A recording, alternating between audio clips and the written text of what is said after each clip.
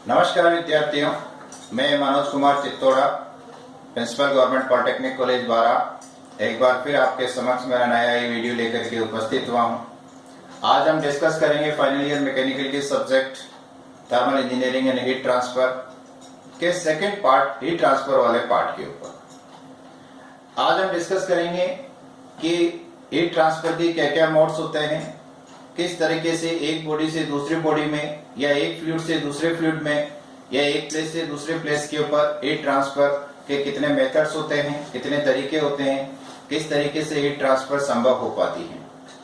तो देखिएगा, जनरली जो हीट ट्रांसफर के मोड्स होते हैं वो तीन तरीके से हीट ट्रांसफर एक जगह से दूसरी जगह पर हो सकती है। एक बॉडी से दूसरी बॉडी के अंदर हो सकती है, एक फ्लूइड से दूसरे फ्लूइड के अंदर हो सकती है।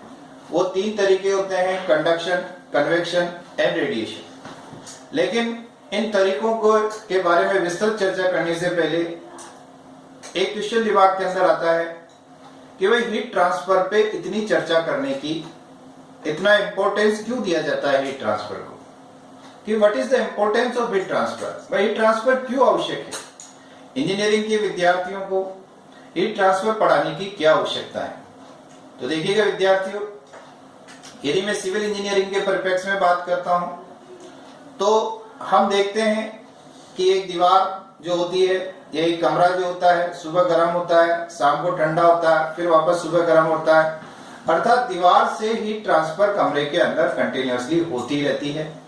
अर्थात यदि हमें हीट ट्रांसफर का नॉलेज होगा तो हम दीवार को बेहतर बना पाएंगे, हम बिल्डिंग को बेहतर डिजाइन कर पाएंगे, हम ब्रिजेस को बेहतर डिजाइन कर पाएंगे, क्योंकि हीट ट्रांसफर की वजह से ही उसके अंदर कॉन्ट्रैक्शन और एक्सपेंशन आता है, टेम्परेचर का वेरिएशन आता है। अब आता है क्वेश्चन, ये साहब ठीक है, आपकी बात मान ली, सिविल के अंदर जरूरी है, मैकेनिकल में क्यों जरूरी है। देखिएगा, जब अपन मैकेनिकल की बात करते हैं तो हीट एक्सचेंजर सभी जगह पे आते हैं, हर इंडस्ट्रीज के अंदर हीट एक्सचेंजर्स आते हैं, बॉयलर आता है, कंडेंसर आता है, सभी जगह पर हीट का ट्रांसफर हो रहा होता है। तो हमारे को इसलिए इसको मैकेनिकल में भी पढ़ना जरूरी होता है। अब आता था इलेक्ट्रिकल में क्या जरूरत है। देखिएगा, इलेक्ट्रिकल में हम जानते हैं कि जब करंट फ्लो करता है तो हीट जनरेट होती है, हीट जनरेट होती है I²RT। अर्थात यदि हीट जनरेट होगी, जब करंट फ्लो होगा हीट जनरेट होगी, हीट जनरेट होगी तो कहीं ना कहीं ट्रांसफर होगी। तो हमारे को यदि हीट ट्रांसफर का नॉलेज है तो हम बेहतर डिजाइन कर पाएंगे, बेहतर तरीके से चीजों को टैकल कर पाएंगे। इसी तरह से आता था अब कंप्यूटर में क्या जरूरी है, उनको क्यों पढ़ाया जा रहा है। तो देखिएगा, कंप्यूटर के अंदर भी आईसीज होती हैं, मदरबोर्ड्स होते हैं, वो टेम्परेचर के हिसाब से गर्म होते हैं, इसलिए वहां पर भी, इसलिए हर कंप्यूटर के सीपीयू के साथ में एक फैन लगा रहता है। तो वो फैन किस कैपेसिटी का लगाएंगे, यदि हमारे को ट्रांसफर का नॉलेज नहीं होगा तो हम उसको नहीं कर पाएंगे। इस तरह से केमिकल है, सारी केमिकल इंडस्ट्रीज के अंदर ये केमिकल और मैकेनिकल में सबसे इंपॉर्टेंट पार्ट होता है हीट ट्रांसफर का। उसमें भी सबसे इंपॉर्टेंट पार्ट होता है हीट एक्सचेंजर्स का। केमिकल में तो मास ट्रांसफर का भी बहुत बड़ा रोल होता है, तो वहां पर भी हमारे को नॉलेज होना जरूरी होता है। इस प्रकार हम देखते हैं कि इंजीनियरिंग की हर शाखा के अंदर, हर ब्रांच के अंदर हीट ट्रांसफर का बहुत बड़ा उपयोग। इस वजह से हम केमिकल में भी इसको डिटेल में पढ़ाते हैं, मैकेनिकल में भी पढ़ाते हैं, सिविल में भी पढ़ाते हैं और कुछ हद तक इलेक्ट्रिकल में भी इसको हम पढ़ाते हैं। तो यदि हमें नॉलेज होगा तो हम किसी भी ब्रांच के अंदर कोई भी डिवाइस हमें डिजाइन करना है, किसी भी कार्य को हमें करना है तो हम उसको बड़े आसानी से कर पाएंगे। अब मैं डिस्कस करता हूं इंपोर्टेंस के बाद में। जैसा मैंने पहले भी बताया था कि भाई मोड्स कौन कौन से होते हैं।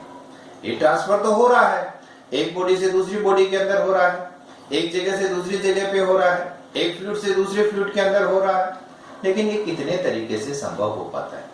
देखिएगा, तीन मेथड जो मैंने पहले भी बताया था कि कंडक्शन, कन्वेक्शन और रेडिएशन, तीन तरह से होता है बेसिकली हीट ट्रांसफर। उसमें सबसे पहले अपन डिस्कस करेंगे कंडक्शन को। देखिएगा, कंडक्शन क्या है।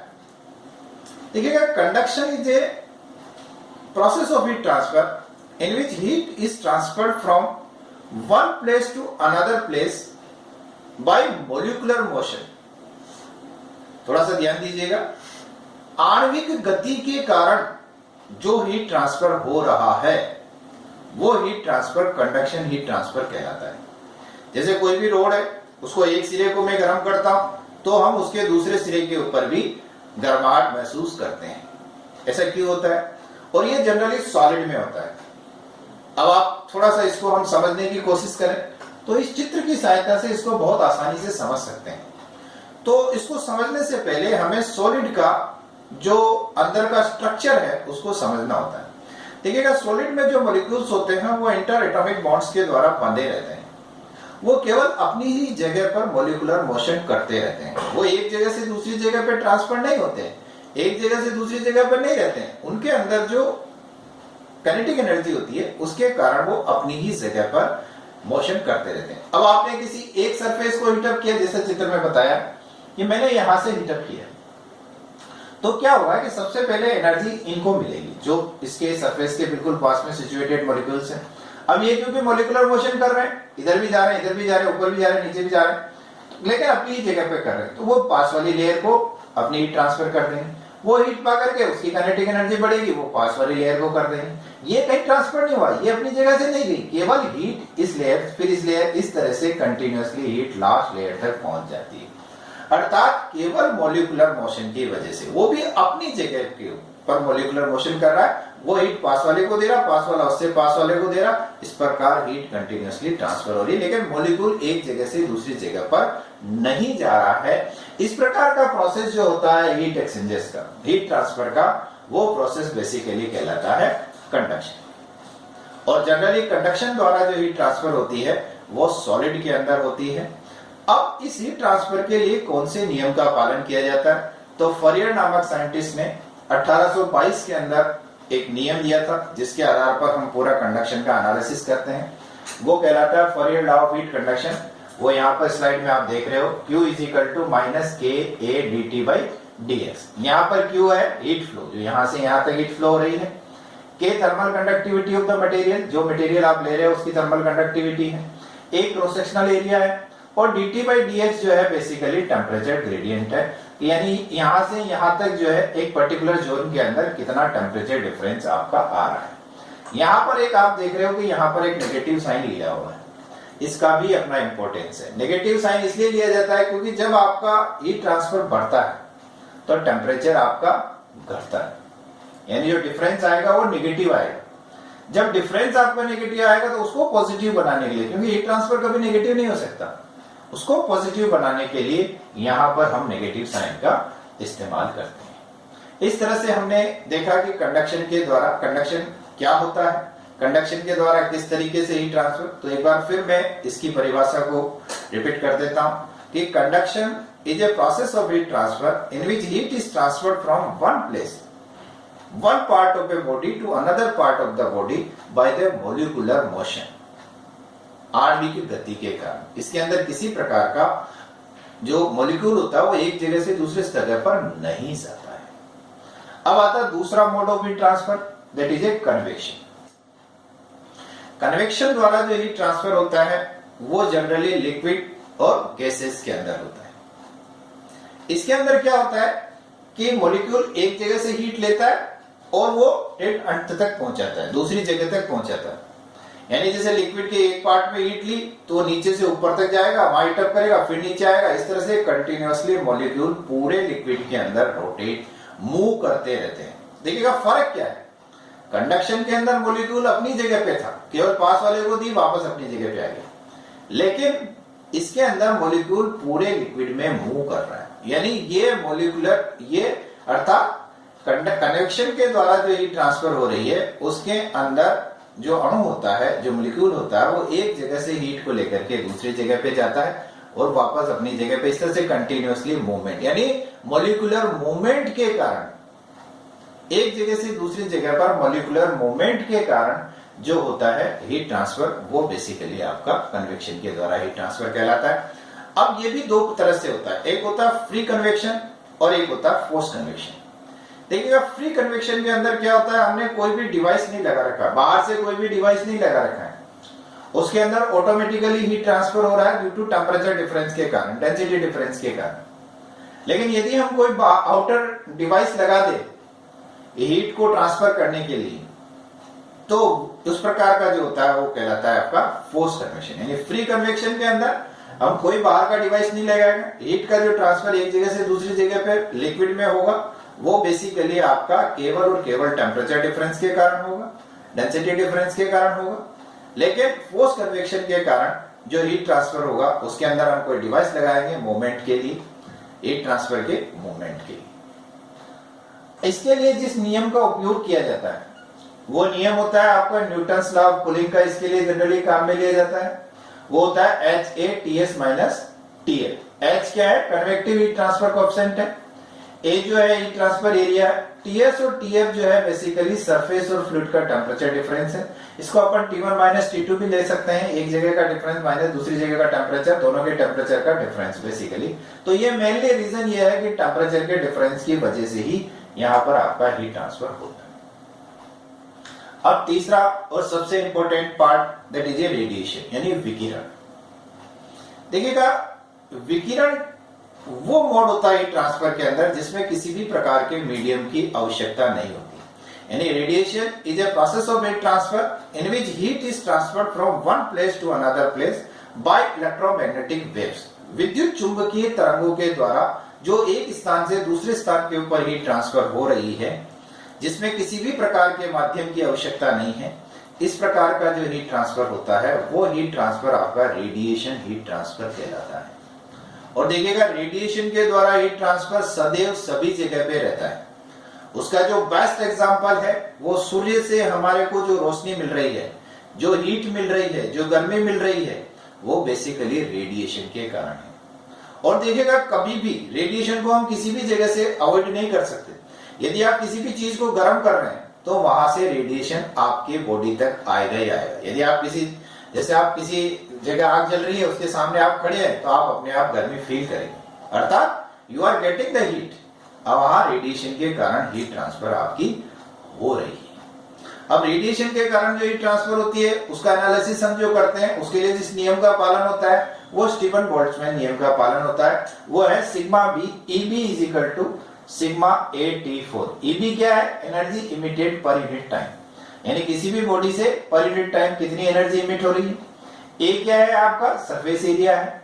T क्या है? उस बॉडी का टेम्परेचर है। सिग्मा क्या है? स्टीफन बोल्ट्जमैन कांस्टेंट होता है जिसका जो नियम है 5.67 इंटू 10⁻⁻8 वाट पर मीटर स्क्वायर केल्विन 4 होता है, तो उसका ये वैल्यू होती है आपकी।